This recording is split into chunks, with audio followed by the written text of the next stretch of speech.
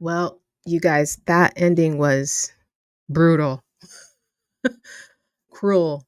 That was a cruel ending to a very intense episode of Presumed Innocent, which dropped last night. I needed to sleep on it personally, but yeah, let's get into it.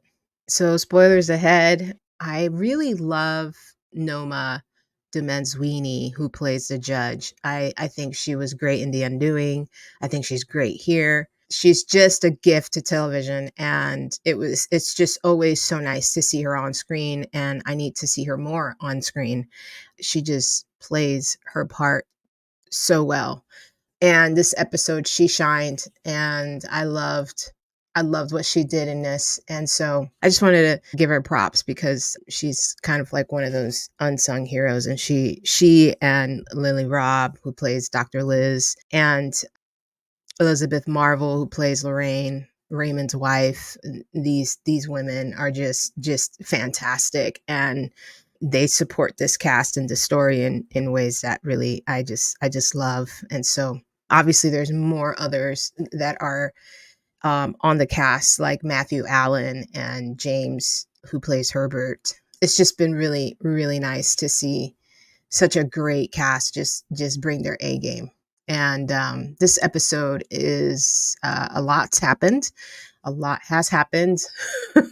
We're in episode 6, and we're nearing the end. This has been just nagging at me for the last 6 episodes, and I haven't mentioned it. But every time I finish a video, I'm like, I forgot to mention it. Where is the murder weapon? We still don't have the murder weapon. Where is that?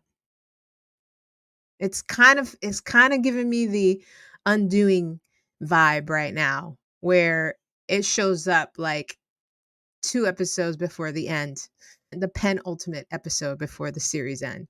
That's when the murder weapon shows up. But we still don't even know where it's at. We haven't seen it. There's no hint to where it's at, who has it. Interesting. So whoever has it, I wouldn't say is the murder. Maybe they're covering it up for someone who is. Yeah, maybe it is Jaden. Maybe Jaden knows where the murder weapon is. Maybe she's covering for her dad. Anyways, onward. I honestly, like, I have my hands up. I don't even know anymore. The ending of this, Raymond collapsing in the middle of his thing with Michael, which is Carolyn's son. It just kind of threw me off a bit, and I don't know if he's dead or alive.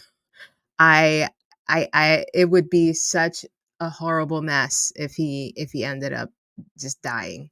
So I don't think he dies, but if he does, that would be terrible. And just another layer to this crazy story. Last week I kind of hinted towards have we considered Barbara, and how are we feeling about Barbara?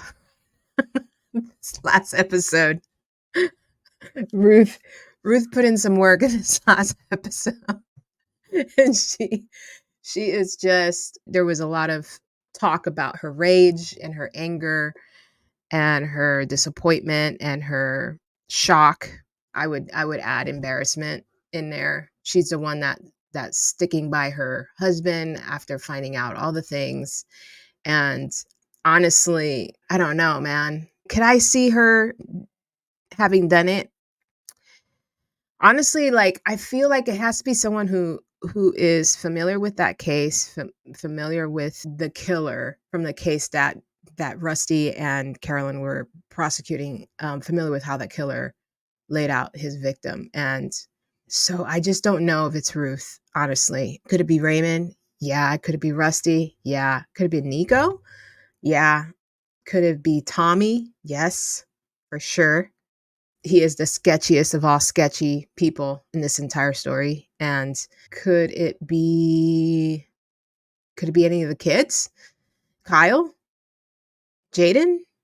That scene with Jaden and Rusty was really interesting about disassociation, and sound like she was implying that it could have been, Dad, are you are you just kind of blocking this trauma out and, forgetting that you actually did this? But maybe underneath that, it's, maybe it's her. Is it Jaden? every week my list just, like, I cross people off the list or put people on the list. Let's talk about Tommy, though. Tommy is the worst attorney ever. He is terrible, like, just terrible. I don't understand this man. And I do want to point out that this episode is the first time we saw the inside of his home, and I thought that was interesting. I don't know why that scene came about. He has a cat. It just kind of felt out of place to me, but maybe not. Thoughts on that? I'm curious to know what you think of that. We saw less of Kyle in this episode, but we saw a lot of Jaden. So I think seeing her point of view was really good. Raymond collapsing at the end, was, jarring, to say the least. He's really good at what he does. He clearly. And if I was in deep water, I would want him to defend me for sure.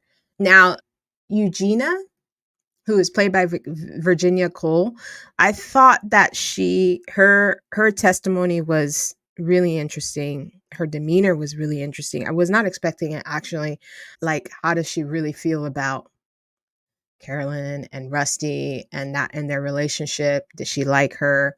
I thought it was interesting, and maybe she should be in our suspect list because of the way that she testified. She clearly didn't like Carolyn and said so on the stand. Thought that she was unprofessional. She's been unprofessional. Maybe a little jealousy, I don't know. But she's an interesting character. She's an interesting one, and I'm curious to know what this next episode will bring. Herbert, obviously thinks everyone's an asshole, so his testimony on the stand was interesting as well. Yeah, it was a really great episode, honestly. The way that they ended it was, I didn't appreciate that at all.